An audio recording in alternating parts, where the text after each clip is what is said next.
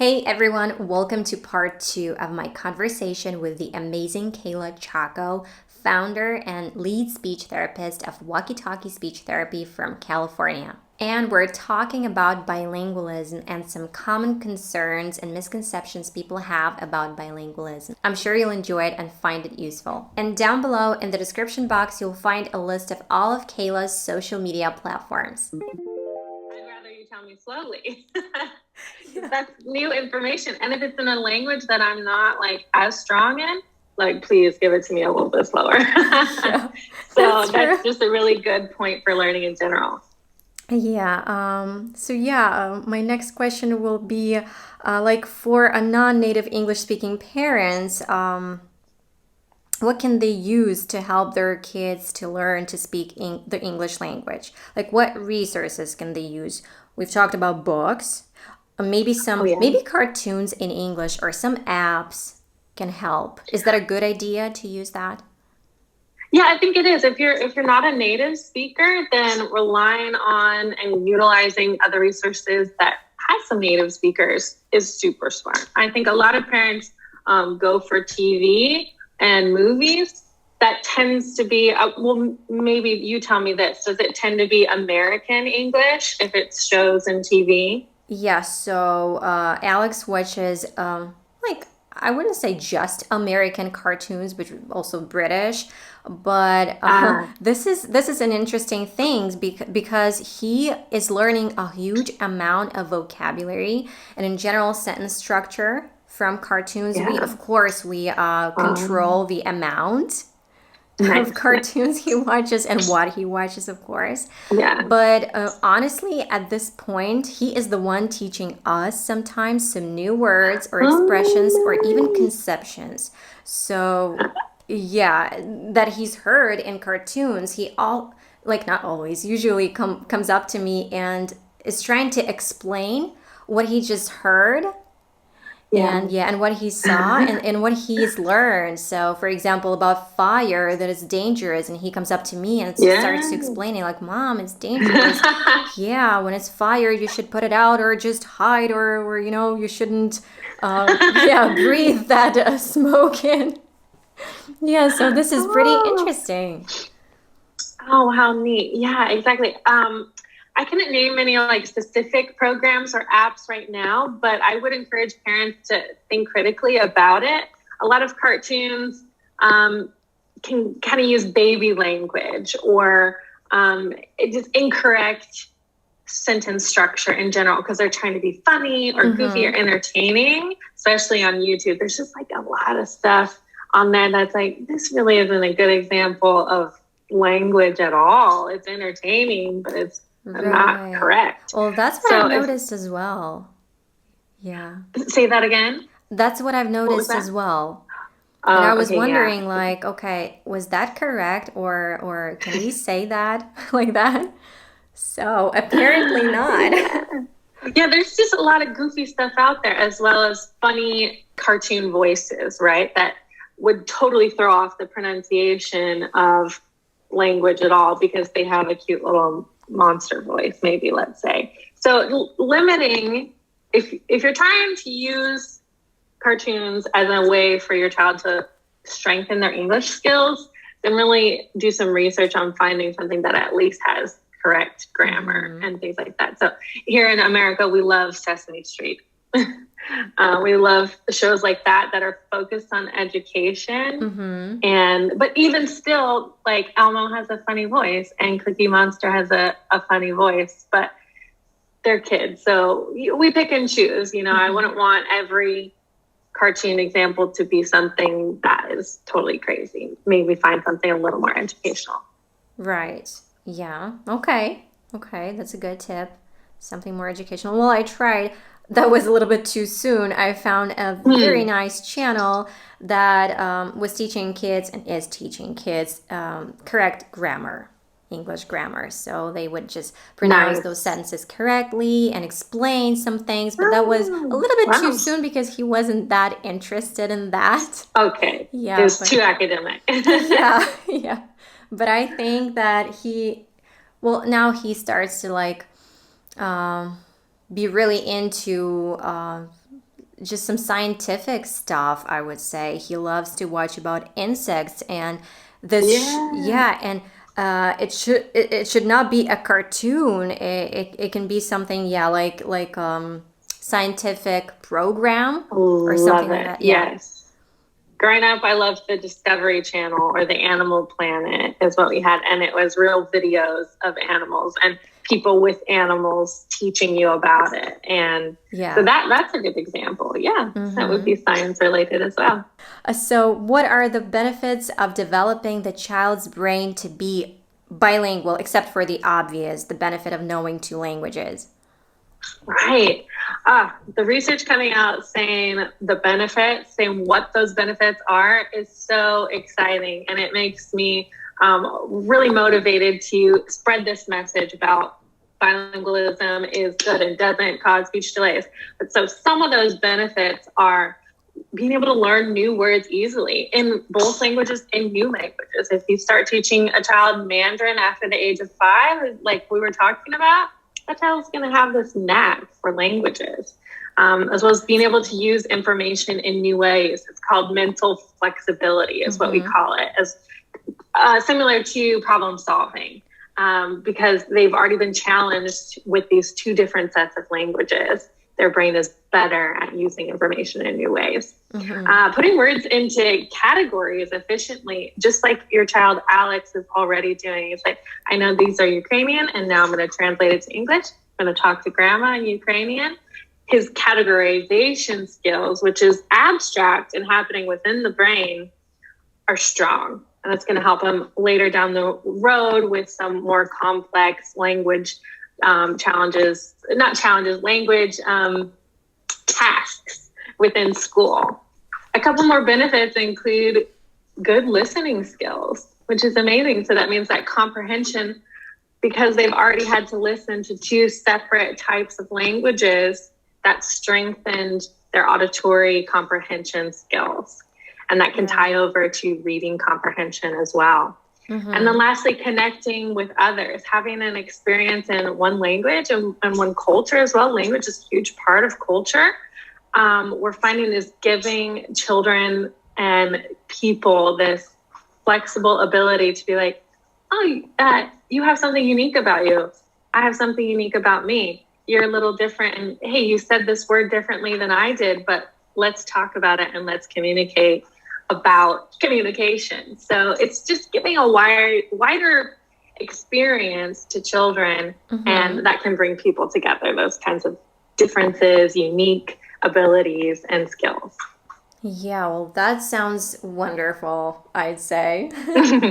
Yeah, I wanted to ask you about teaching kids to read. So it's not a problem right now. I don't think that this is a problem, but he's like resisting a little bit, or maybe he's not, or maybe of his attention span, I don't know. But it's like very difficult to try to show him even those words because he's like all over the place. Oh, he's only 4, right? Yeah.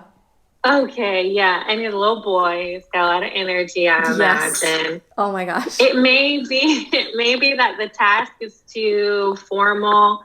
He just want to sit and focus on this. So we can still strengthen a child's reading skills without like, okay, come and sit down. We're doing some flashcards and we're writing things and I'm teaching you.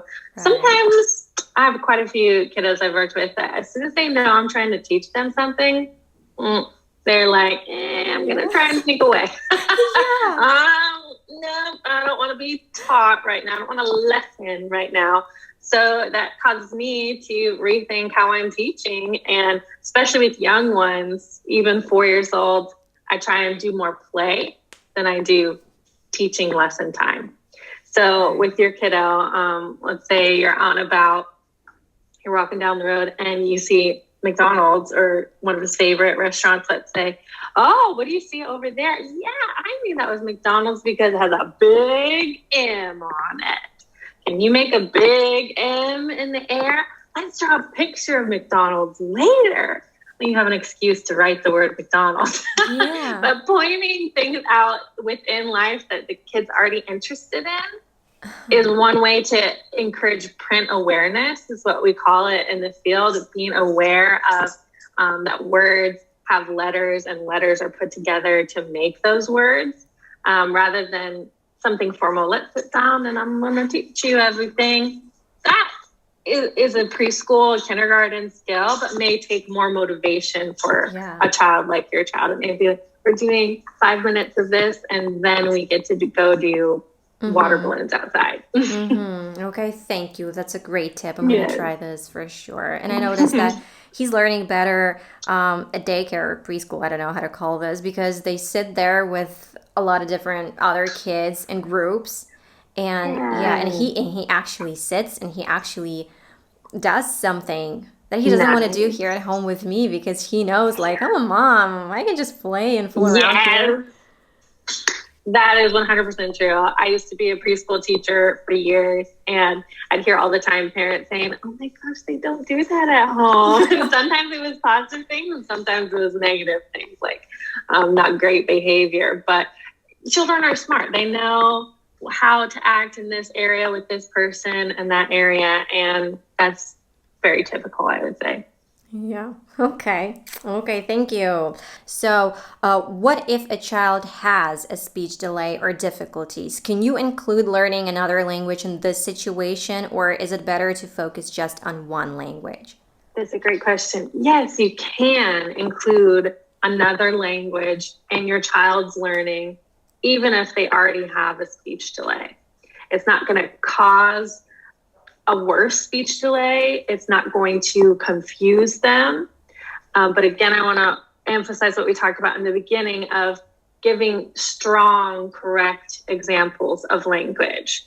So if a child already has a speech delay or doesn't have a speech delay, if we're going to introduce another language, it needs to be one that I'm using proficiently and correctly, so that I can continue to teach the child with correct examples. Yeah, so, okay, if, in my case, I speak English with Alex most of the time and very rarely in Ukrainian. But how much time should a parent speak to their child in a second language on average for them to be able to use it at a native level, if a parent is proficient in that language? Right. I don't think there's a magic number to say a certain amount of time in one language and another amount of time in another language. I want to encourage families to do what's natural for them. So if in the moment English is coming to your mind as a mother, then speak in English to your child. If it's Ukrainian, then that's excellent. If it's a favorite song that you have in Ukrainian, like, do that. So I don't want people to think it's too detailed, too specific, and get bogged down by it. The focus should be on connection with your child. So what's natural for you in the moment is going to be what's best for your child. Okay, thank you. Because I get this question pretty often, like, how much time, how many hours a day should I speak English with my child? And I can't be specific either here. I can't tell. So as much as you want, as much as you feel like you want to speak English to your child. Yes, I agree. Yeah, I started like when Alex was 8 months old, I guess, introducing English to him. And that was like a couple of words, some sentences, something like that, some songs.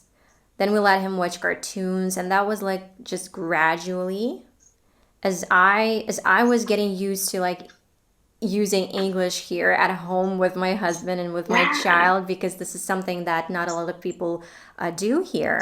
So this is not a common thing here in Ukraine. Yeah, but in my case, no regrets. But I always say that I had to work on my English a lot and hard to make sure that I'm pronouncing the words correctly, that my grammar is more or less correct. Yeah, so that was important to me, and I understood that this has to be done in order to him to be able to use it as a native language. Yeah. So, yeah. Yeah. Well, I admire that commitment that you made there. And, even someone like myself, native English speaker here in America, this video is going to be full of grammatical errors because that's what's natural. Humans make mistakes. And so that's okay. I don't want parents to be afraid and feel so nervous that things have to be perfect.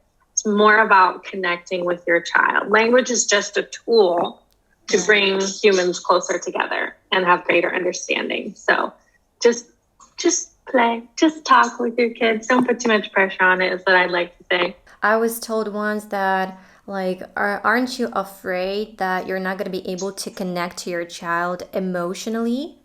Because our language is like connected to our emotions, and we express our emotions in our native language better. So, and I was thinking about this and I found it very interesting because I started speaking with Alex in English and expressing my affection to him and my love in English. And at this point right now, it is more natural to me to say I love you and all these like nice words to him in English than in Ukrainian. So this is pretty funny.